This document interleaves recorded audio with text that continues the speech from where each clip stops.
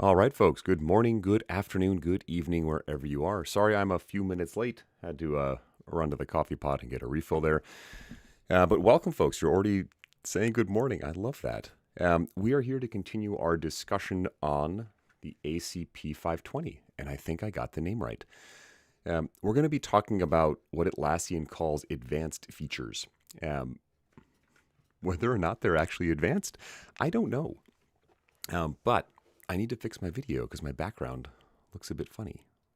And I will go figure that out on my own. But real quick, if you can hear me okay, if you can give me a thumbs up in the chat, I would appreciate that. There we go.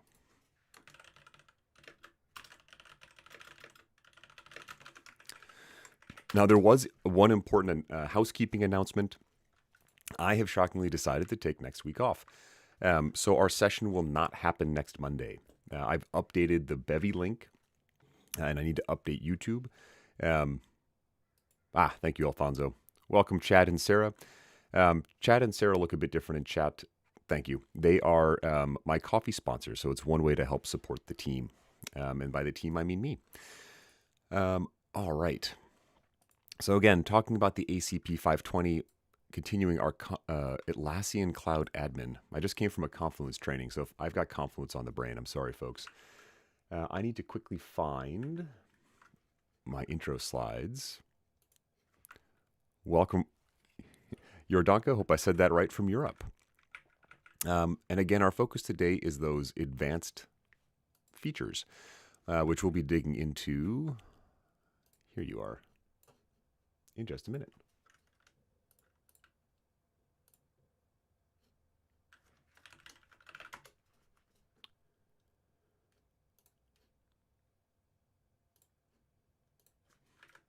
All right, here we go. And we're off. Quick reminder and introduction, and maybe I'll drop a quick Q&A.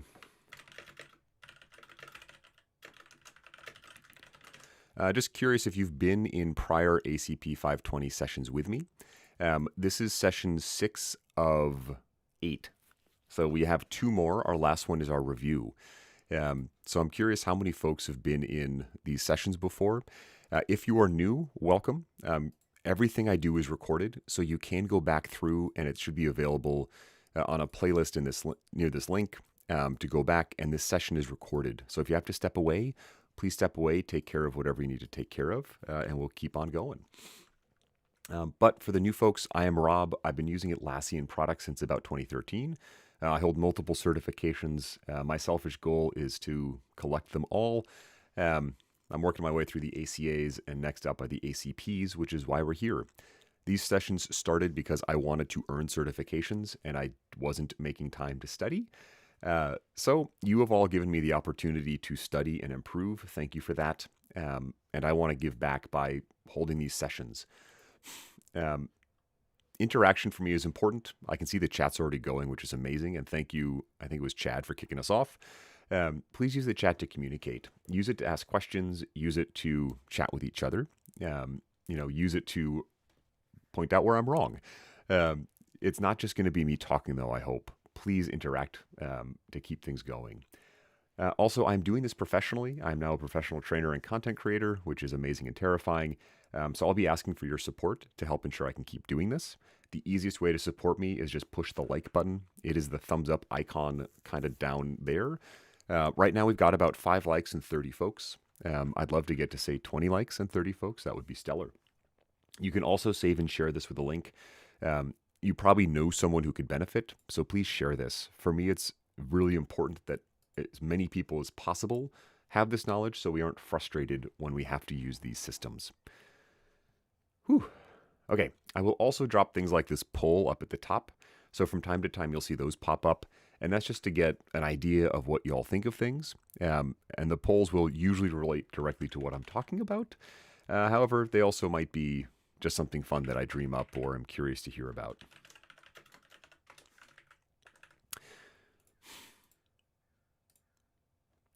A quick reminder of this exam. This is the Cloud Org Admin exam, and it's broken into these 4 pieces.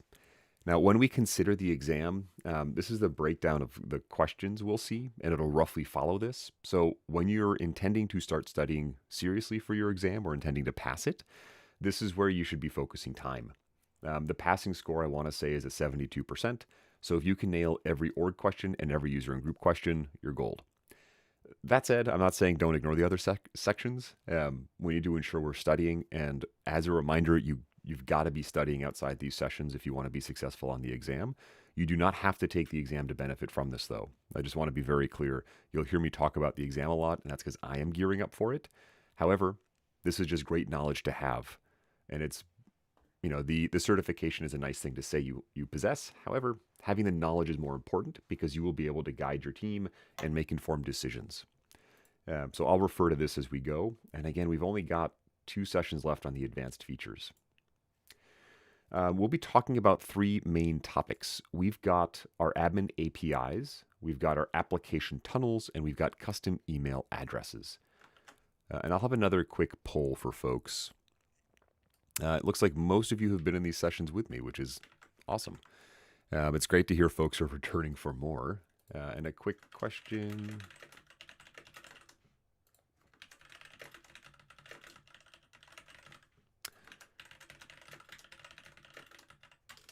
Whoops. I have to learn how to type faster.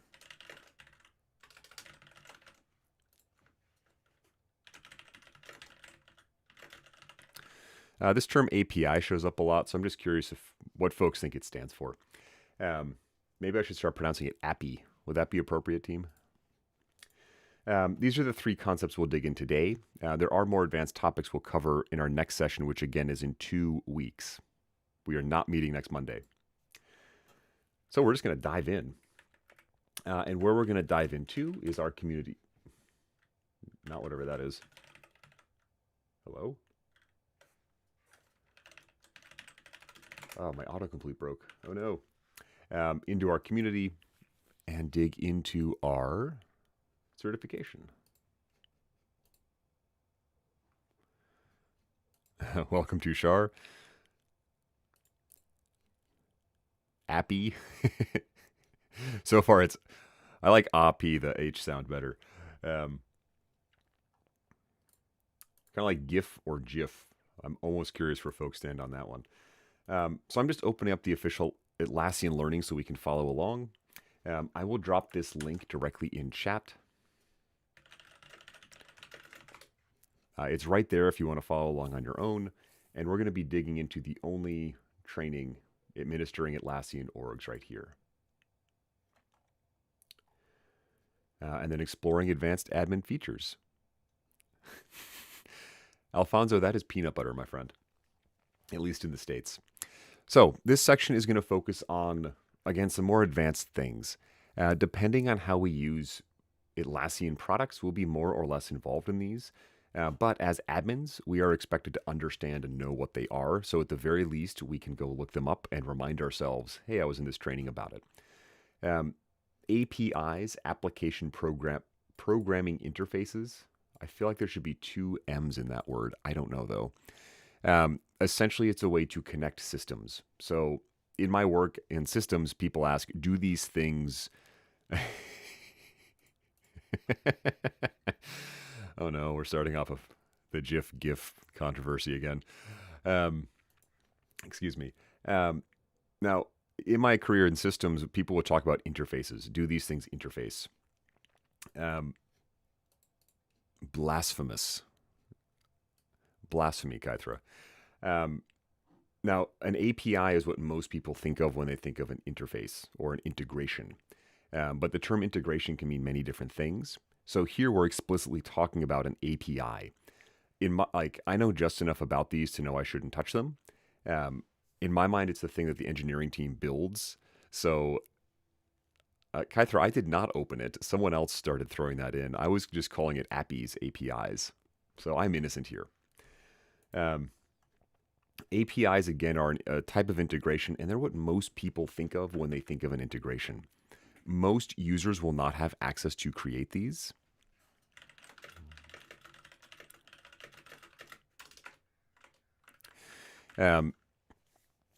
So this is something our admins will be setting up, or someone like our engineering team will be able to create or manage. So keep in mind, most users most of the time won't be able to create these, but they can benefit from them because your teams may be building out integrations and connections between systems. Sorry,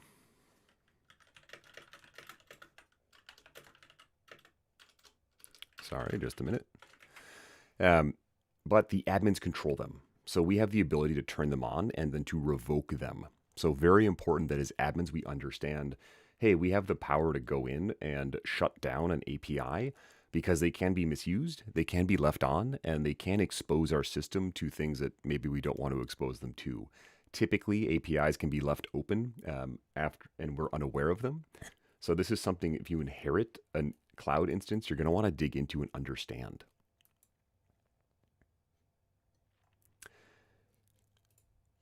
Oops, let me zoom up out here. Now within Atlassian, we get 3 different flavors of APIs, essentially. And I love this phrase, Cloud Admin Application Programming Interfaces. CAPIs, C-A-A-P-I. This is what lets us interact with Atlassian on the back end, or programmatically is another term. The term scripting is also common, or webhooks. And bigger organizations benefit a lot from these because these APIs allow them to automate a lot of stuff. For example, automate provisioning and deprovisioning of accounts, automate adding new users, automate creation and management of organizations. Exactly how they're used are going to differ based on what your team needs them to do. So this is just another tool in our toolkit on how to manage and maintain our systems. And so exactly how they're used will differ, but we do need to understand some basics. Now, you'll see this term calls. Calling in this case means some other system is, I was going to say calling, is contacting Atlassian and saying, I need to do something. So an API endpoint is the term, is something that a system will use to interact with Atlassian or another system. So if I am, say, Google, I might call an API in Atlassian to take some action. If I am Active Directory, I might call an API in cloud to add a new user. So these calls are typically coming from outside the house or coming externally. And in order for the API to work, it has to be authenticated. So again, it's like a call. Someone calls your phone. You want to know, is this a spam call? Is this someone I want to talk to? And that's this authentication process. And so that's what we're seeing here. First, before that API can work, someone can write a script to call an API, but they need a key.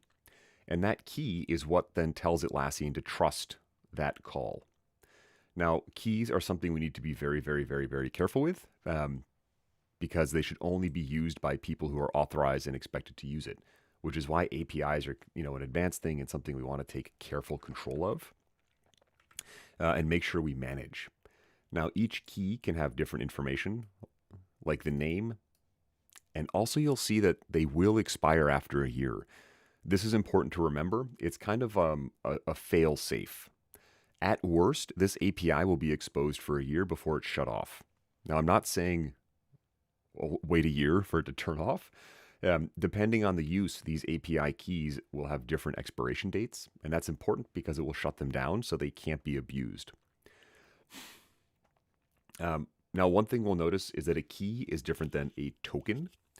The API key is generated by the admin. The tokens can be generated by users to perform calls if they have access. So these are slightly different things. So we're going to pop into our admin panel and just see what this looks like. And I had to reset my cache, so all of my saved things are gone. I think it's this one.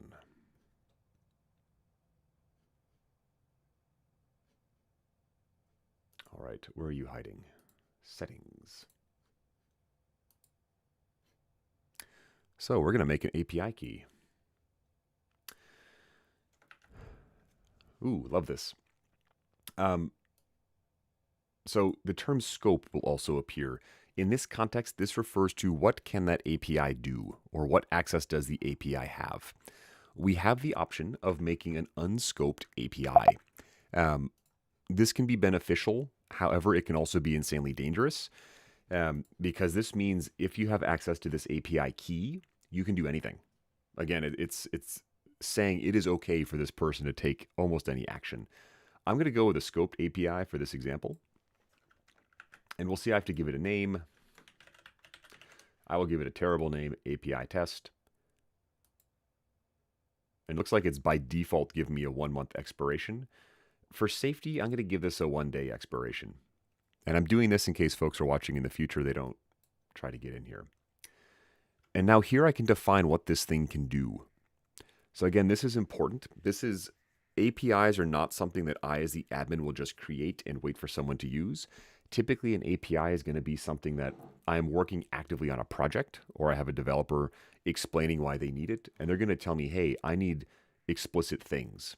I have to be able to see classification levels and policies or whatever the things are. So again, I've read, write, and delete access. I'll leave this just as reading classification levels for now.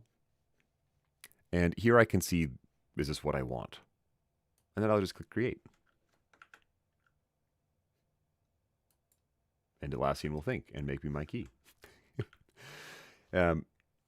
So that's how to make one. It's very straightforward and very simple. And that for me is a little bit scary because it's so easy to make these. It can be very easy to make them improperly or to make too many. A very important note, org admins can revoke API keys at any time. And that's where it's very important for us as admins to be aware of the keys that exist and then to go shut them down as they're not needed.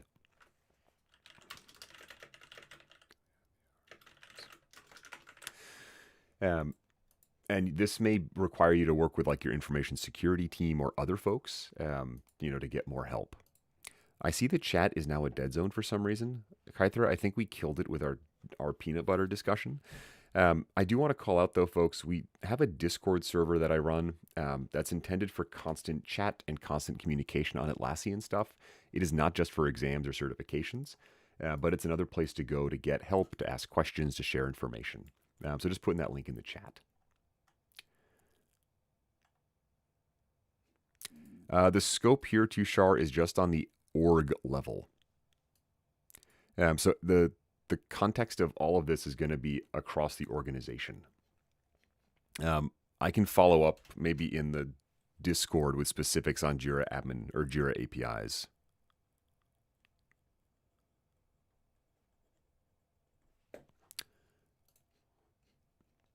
And it looks like everyone nailed what API stands for. No one wanted to have any fun and make up another acronym. I'm going to quickly drop another poll. Just curious, have you used APIs? And if you have, if you're comfortable sharing in the chat, like what you use them for. Because for me, they're just another tool that is very useful. And it can be hard for me to figure out, like Tushar saying, I have a use case to just do a specific site. How do I limit it just to that? That is a good question, Tushar. I'll follow up. Again, I'll keep the focus here on the org level stuff. Let's check out if you could drop this in the Discord. And hopefully we can answer that today. Organization APIs. So again, we've got three types of cloud admin APIs, org, user, provision. And so the org API gives you access, shockingly, to organizations. What we're seeing here is some of the code that is necessary to use this. So if you don't fully understand what get/admin, etc. means, that's okay. We should probably be just familiar with, oh, this one with the orgs in it is the organization API. So we don't have to memorize this, but we should be familiar with, if we see this get command, hey, this is the org API versus another one. So here we can pull out lists of users. We can get domains. So again, if we verified any domains in here, any org policies and audit logs. I can see the audit log being very useful to pull out with API into some other system for something like analysis. And some interesting use cases, creating groups and spaces in Confluence. And Chad, power automate flows to create work items. Oh, interesting. Have you seen the new Jira Forms feature? That may replace some of that, my friend. Next, we've got the user management API. The good news here with these APIs is they are named similar to what their intended use is. So again, the user management API will help you manage users. And I say that kind of half laughingly just because it's got a good name. And that tells me instantly what it can do and the types of things. So here I'm looking for the users, but then I need a specific account ID to get access about one person. Same thing, I can update. And you'll notice the command changed. Get. When we see get in an API, that's just like look up information. Here I have the word patch. And that's what Atlassian has decided is the update command. Oh, hey, Frank. No worries. You missed an interesting discussion about peanut butter. We can deactivate or shut down users. And we can set their emails. I find it interesting that's included.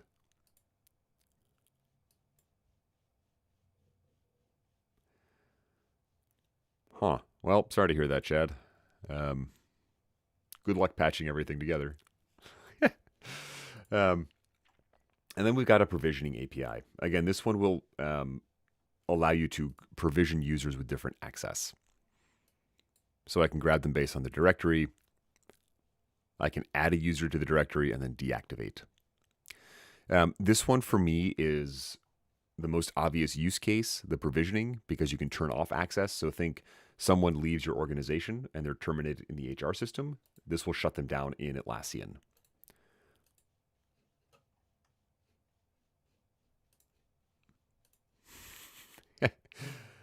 A quick little quiz. So these quizzes are important. I'm looking at taking this exam, so I try and go through these. They give you a good flavor for what to expect, and then it will give you helper text. So for me, the helper text is just as useful as getting the answer right, because it'll help me describe the other options. Excuse me. So these are our APIs, and it won't let me make one, which is fine. But again, they live under settings and API keys. So these keys, again, interact at the org level. They're not going to interact at the app level, Jira Confluence, or the site level. Application tunnels. This one for me, I had no clue that this existed. So I didn't even know what application tunnels were. And it looks like, wow, most of us have used APIs. I honestly wasn't sure what to expect with that question. A quick reminder, folks, if you're liking this, please hit the like button. Super easy way to support me. And again, I'm doing this professionally, so any support you can give is appreciated. You can also become a channel member. Chad and Susan, I think, are in here. And I'll send a link where you can choose to become a member. You get early access to things, like my videos and also some other nice perks. Also, I'm going to Team 25. So if you're going to be a Team 25, shoot me a direct message, pop into Discord, let me know. I'd love to meet you and just put a face to a name. So I'll also put my LinkedIn link so you can message me direct.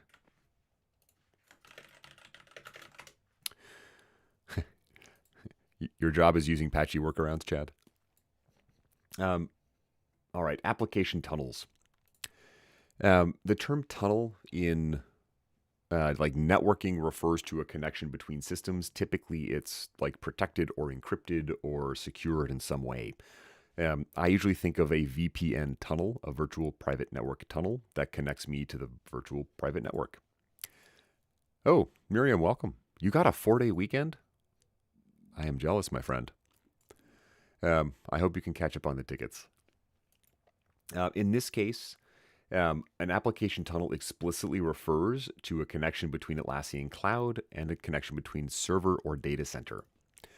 I guess it's just an interesting question.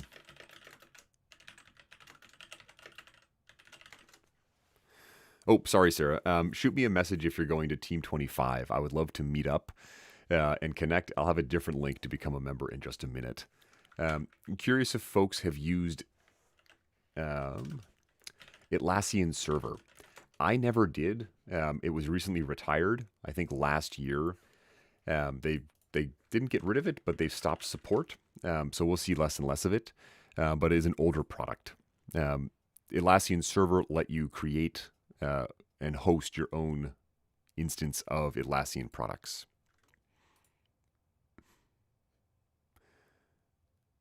Where can I find this?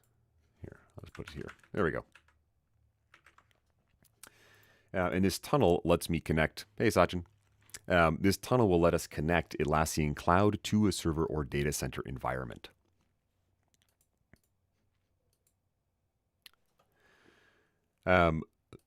Frank's got some questions. Hopefully, Frank, we can answer this.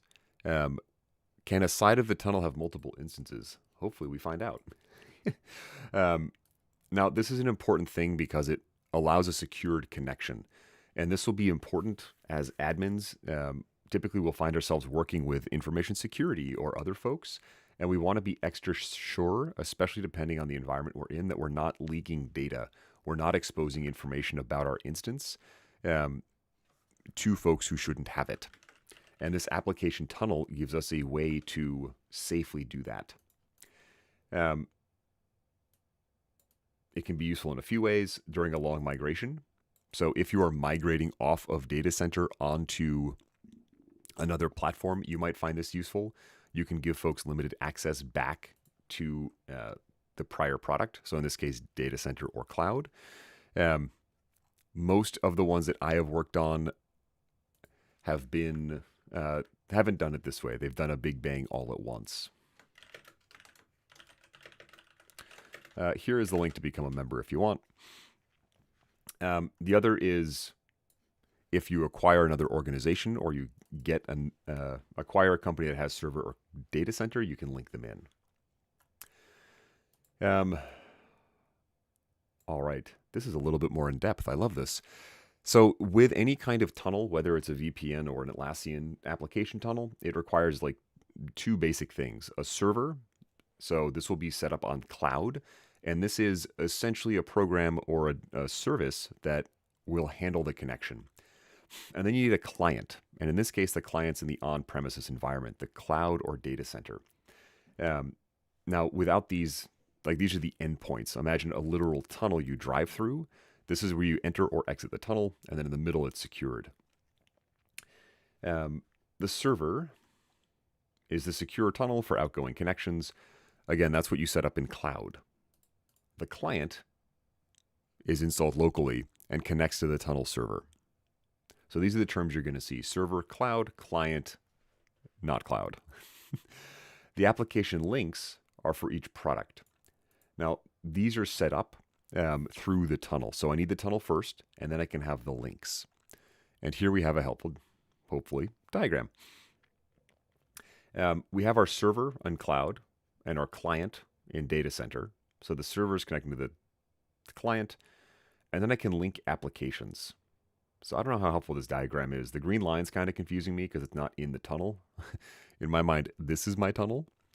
And here's the answer to your question, Frank. You can link multiple cloud products to one application tunnel. You can't connect an on-premise application to more than one tunnel.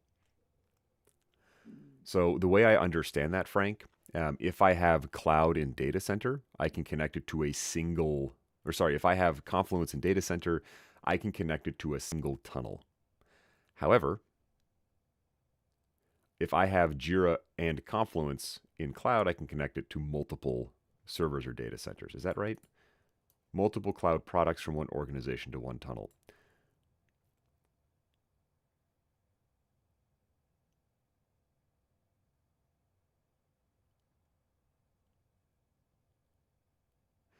I'm trying to unpack this. Folks in the chat, am I going blind here?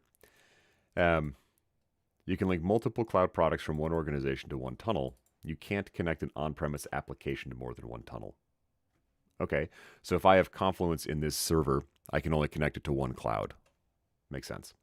When working with multiple organizations, you can only connect one organization to one on-premises. It is possible to set up multiple tunnels from one organization. Okay. Let me see if I can draw this out, because I now really need to understand this. And we will go here.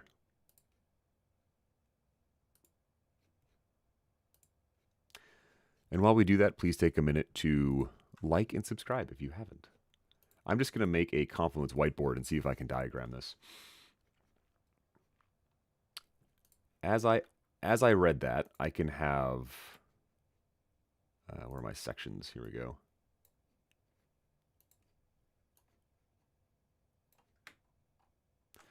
This will be my data center. This will be my cloud.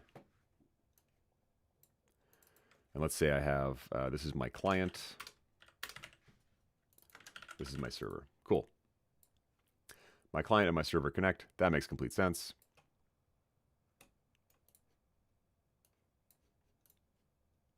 Make these a bit bigger. And then within this, I have, say, Jira.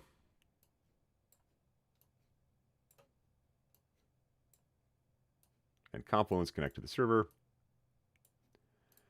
And these can connect back.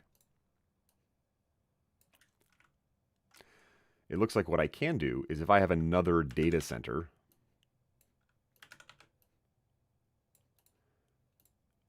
something like this is possible.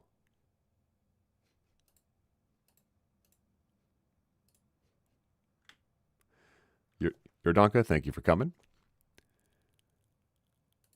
Okay, John, thank you. I'm not the only one. I was reading that and I'm like, huh?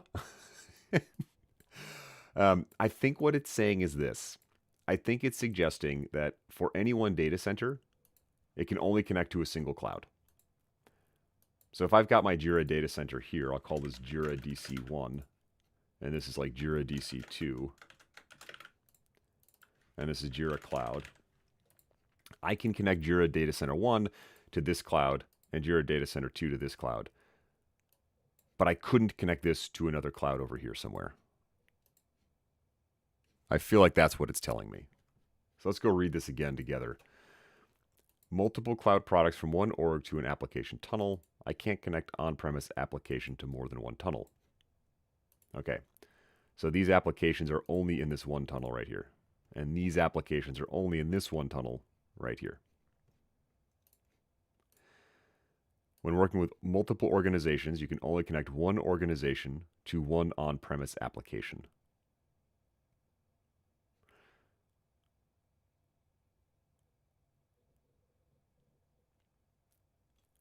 You can have multiple tunnels from one org to multiple instances.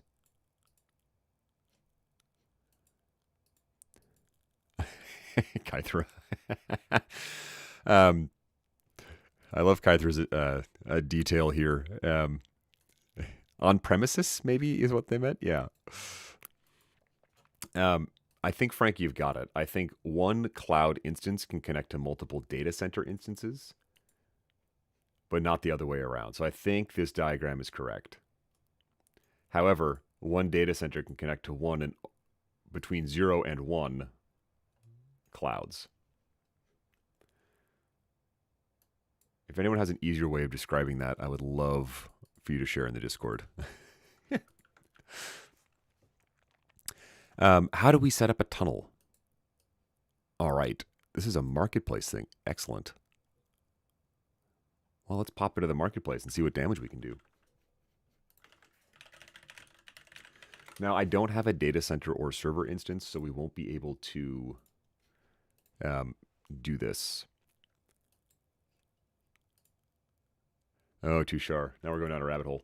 Where do we see self-managed? Self-managed is on premises in this case. So the way I read this, one organization is my cloud. On multiple on-premises is my data center, my server.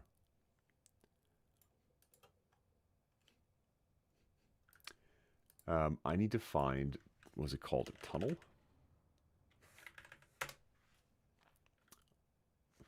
Oof. 2 stars. Not a good sign. All right, so I need to install this app in order for this to work. I won't actually install this just because we won't go anywhere. But this is not an out-of-the-box thing. I have to go take some additional action to make it work. And it looks like, wow, about half of us have used Atlassian Server, which is pretty cool to think about.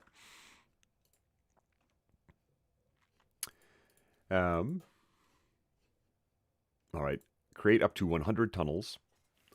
So again, my single instance in cloud can have up to 100 connections to data center or server. Then I get a secure pathway. It'll tell me it's connected.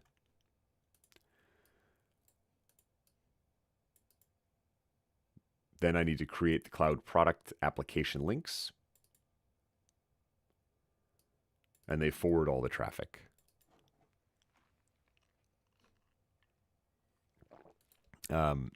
Yes, my friend, they are super different.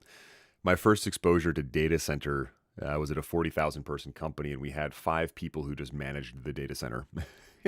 And that, recently I've been on cloud, and it's like 1 person who does it part-time. Now, some other callouts we just need to be aware of. Oop, and I'll try not to chop off all the text. They require opening our networks, so we have to connect. Like, we have to make a hole in our network for the tunnel.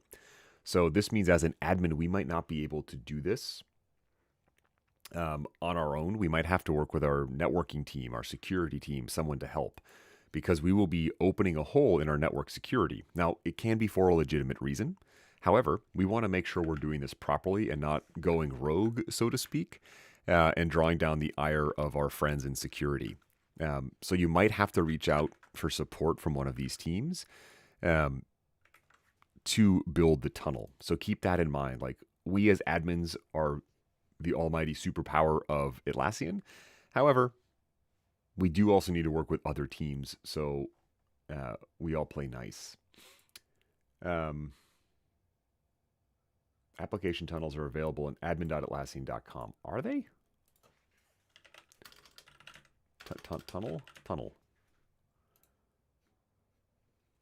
Okay, I can't do it here. What if I go to this one? I'm just moving to a different instance because I don't believe I have, there we go, access in my usual demo box. Tunnel. Application tunnels. Look at that.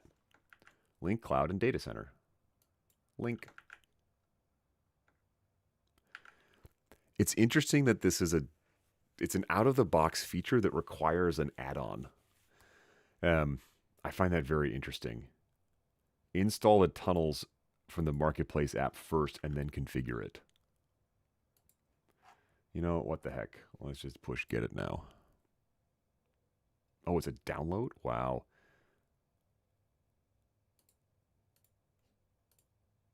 Huh. Okay, I'm going to throw that out for now. But interesting that it exists as a menu item, but I still have to go download an extension, essentially. Now, there is some configuration. You'll see the term ports. You can think of that like a mailing address on a network. This might require some additional configuration or require you to work with a networking team to get these answers. So just keep in mind you might need some help. Create a tunnel for each instance. So again, Frank, I think you're right. Many data center to one cloud. And here we see that term security key again. So in the same way we need to secure our APIs, Atlassian will help us secure the tunnel. If you've ever used a VPN, this is the same exact thing. It's just pointing to Atlassian instead of to your virtual private network. Quick coffee break for Rob, and we are looking at about 20 likes and 45 folks. If you're liking this, please hit the like button. Easiest way to help other people help me out. It seems shady. I know, right? You got to go meet the guy with the stuff, right? And get the thing to make it work. It is interesting to me that it is a Marketplace add-on. But easiest way to support me, hit the like button. There is also a QR code directly under me to a Udemy course that I have, and that's a discount code. But I have a lot of online learning options, and I'm in the middle of kicking off my own online learning platform. So I'll send a link to that. The advantage, if you get it through my platform and you're sitting an exam, it includes an exam voucher. So I'll include a course that I've recently deployed over there.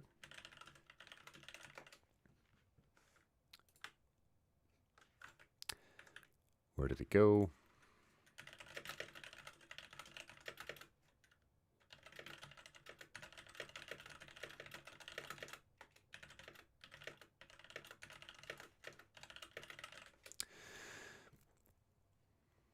Meet the guy with the stuff. Yes.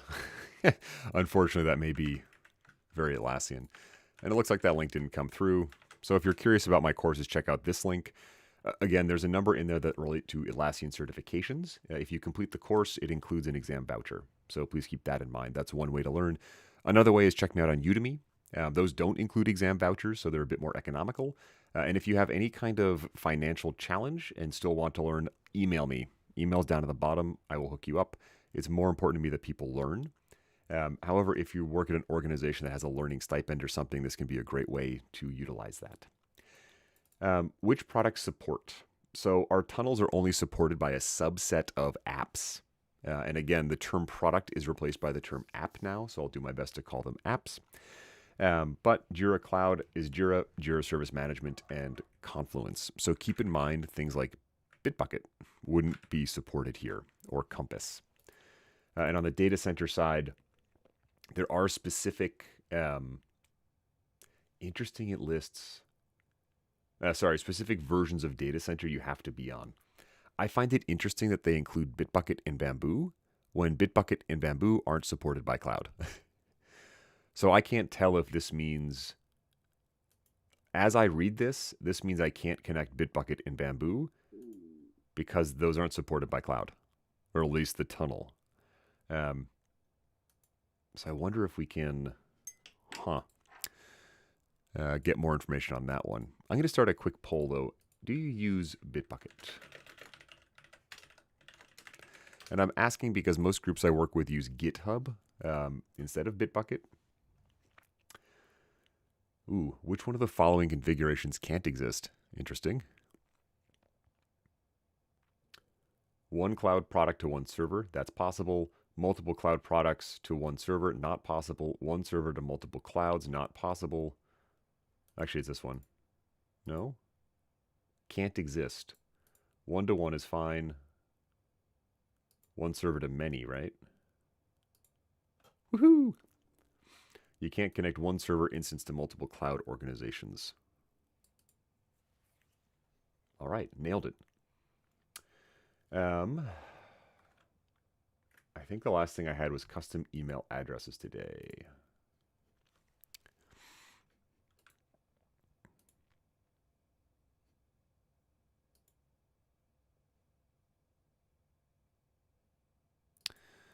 Tunnels exist to manage application links. You can connect Bamboo or Bitbucket towards Jira. Yeah, that's how I read it, Alfonso. I just find it, the way that text was listed, in my mind, suggested you had to have, say, Jira on both data center and cloud for it to work. But if it's just pushing the information in, maybe that works.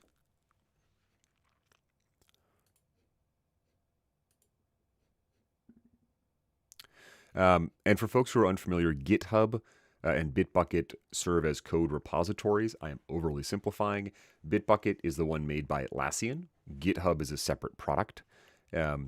Software teams will use one or the other or both to manage code. And Frank, I like that question, using both. All right, defining custom emails. By default, notifications come from, Jira at sitename.atlassian.net. But you can set up custom ones. So this is something, if you have the ability, I always recommend it. It makes it seem more personal. It makes it seem more like it's your organization. It does require some setup though. So in my free demo box, I probably wouldn't do this, but for the company I work at, I definitely want it to be using, help at acme.com or help at jakewill.com. Ooh, wow. Setting up custom emails is actually setting up DMARC, domain-based message authentication, reporting, and conformance. I did not know that. This might, maybe don't memorize what this acronym is, just be aware that that's what we're doing.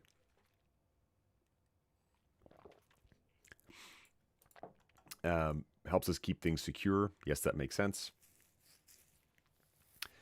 Helps provide some support. There can be, depending on your organization, there can be some pushback or some challenge setting up something like this. The concern being that your accounts might be flagged for some form of abuse by, say, Google if they see a lot of emails coming.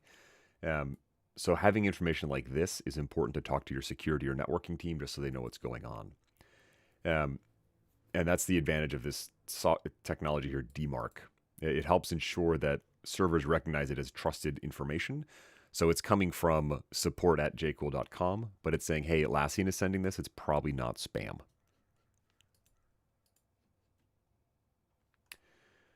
We can go try this ourselves. Ooh, all right. Settings, emails. Back to my settings. And of course, I can't do this here.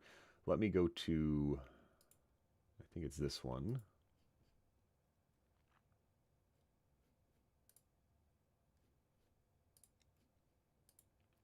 Here we go.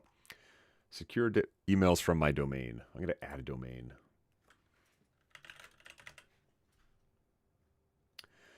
Now, anytime you're validating or confirming, and we kind of saw this when we verified a domain, we have to prove that we own it, essentially. So in this case, what it's going to do, I'm fairly sure, is give me a file. Yeah. All of this information that I have to go add to my domain. Again, as a org admin, I may not have the ability to go do this. I might have to go work with my marketing team if they own our website, or our information security team to go get help. So keep in mind that this is information I might have to go file a ticket for another team to go take action on, because I may not hold this permission. Now you'll notice it has a status, and this is because Atlassian is going to check. It's going to go to heen.tech and say, hey, do you have this particular CNAME, and do you have this particular value in it? So again, it's a way for these systems to build trust and to prove, yeah, I actually own heen.tech. This is what prevents me from sending emails from google.com or Atlassian.com, for example. And I might come in from here from time to time and click Run DNS Records Check, and it's going to go talk to Heen Tech and say, hey, do you have this information? And you'll see that this email isn't listed yet because I haven't verified it. I haven't proved that, yes, that is mine. And it does show up under this tab, under my email domains, and it is unverified. And that makes sense because I haven't gone through and added that information. And an important call out, verifying emails is different than verifying a domain. So if you might need to do both. Verifying the domain gets you the account access. Verifying emails lets you send custom emails. And it takes up to 72 hours. So this isn't something you can just do. Justin, always good to see you, my friend. You're going to get 11 minutes of high quality content. I appreciate you. And of course, I expect you'll watch the entire recording and report back on what you think. Then we can add custom email addresses. So again, we verify the domain, heen.tech, and then I set up a specific email I want to use. No reply at heen.tech, customer support at heen.tech, whatever the email is. So depending on the email I want to use, I might have to go work with someone else to actually go set it up, just based on what my needs are, especially if that email doesn't exist yet. A quick coffee break for Rob. A quick reminder for all y'all, push that like button if you're liking this. Easiest way to support me. Alternatively, check out my courses at this link. Again, these ones include an exam voucher. I think I just launched one on the ACA 900, one on the 910, and I've got a very large one coming out on the upcoming Confluence certification. I also have other learning options there. If you can, that's the best place to get them.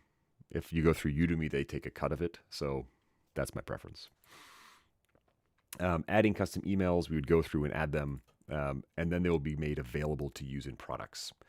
So this is why if you go in and try and set up a notification, they all come from a no reply, because that's the default. And maybe your org admin hasn't set up a different email to work. This is also something that you probably set up once, or you probably only look at like once a year, and then you come back and take a look at irregularly, just because once it's set up, you're kind of good to go. You don't need to worry too much. All right, that was all the stuff I've thought through. I do want to talk about that exam though. And again, we've got 2 sessions left. The next one is in 2 weeks. It'll be on the 25th. So please keep that in mind. The next session is in 2 weeks. It is not next week. I'm taking a week off. So in between now and then, please go and study. A great thing to go through, and something I am doing, is under Atlassian Learning. Let me see how do I go back? how do I go back more? They have these great exam like crash courses, I call them. If I open up Atlassian Cloud.org admin, there is a under start prepping for free. There is this prep resources. This is incredibly useful. This will break down a number of courses that will help guide you through what's needed. So let's go to advanced features, the bottom one, and it's going to tell me like, hey, it's going to give me hints. It's not going to tell me what's on the exam, but it's going to like suggest, understand what domain means. What's an email domain? How is that different than a verified domain? Did I, Justin? I might have. More work for Rob. It is hard keeping all these holidays straight in my head, Justin.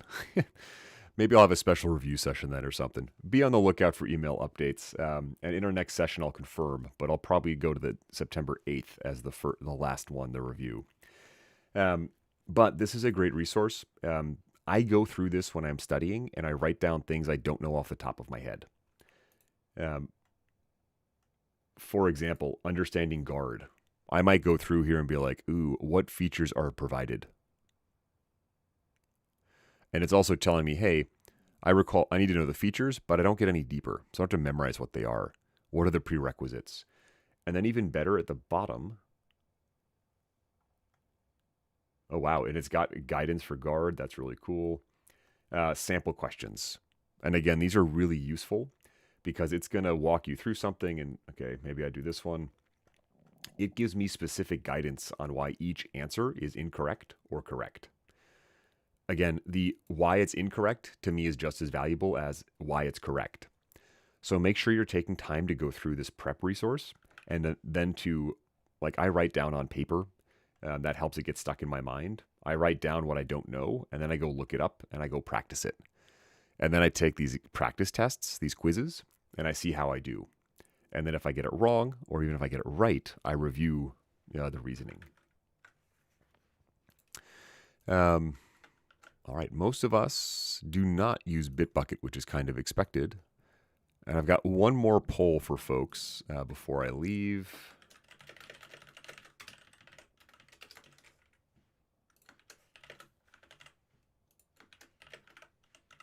Just to see if we're all paying attention.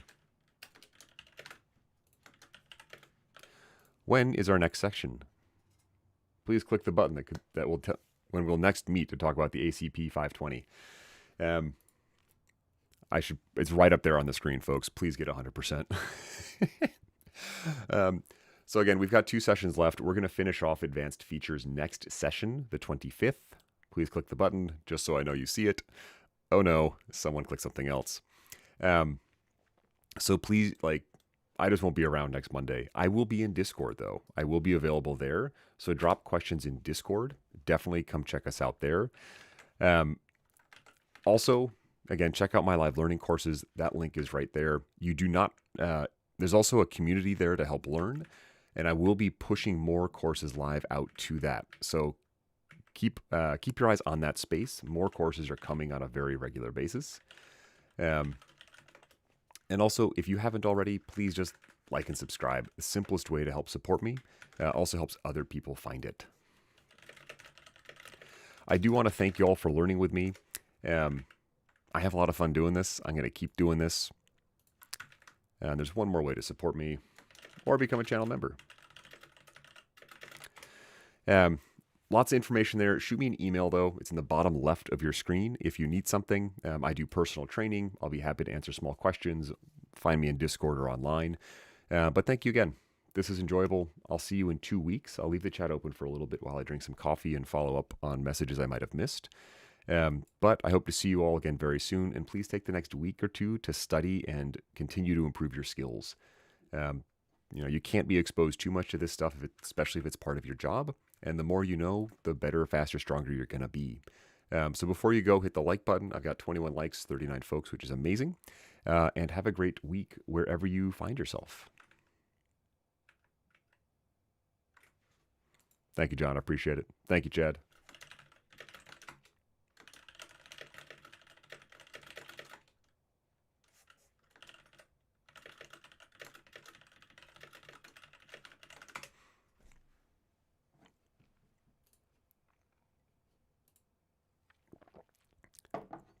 Lead, you're welcome. Scott, good to see you. Susan, you're welcome, my friend. Alfonso, my pleasure. Justin, you're welcome. Even though you missed most of it, I'm glad you're here. Tushar, you're very welcome.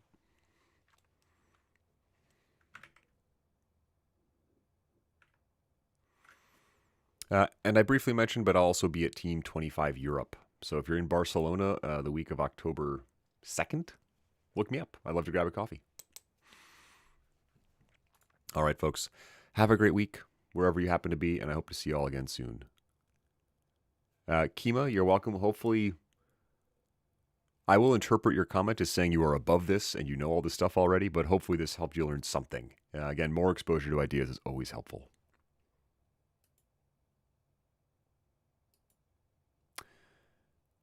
Oh, the plan to go to Teams. Yep. I am doing a live session on the 22nd, I think, with Rodney Neeson.